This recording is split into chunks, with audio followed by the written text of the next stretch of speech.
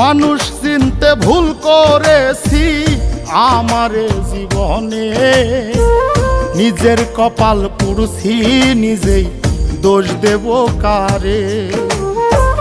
তাই তো নিজেই জ্বলছি হাইরে কাউরে বলি না, স্বার্থ ছাড়া একটা মানুষ খুঁজা পাইলাম না। আমি স্বার্থ ছাড়া একটা মানুষ খুঁজা পাইলাম না।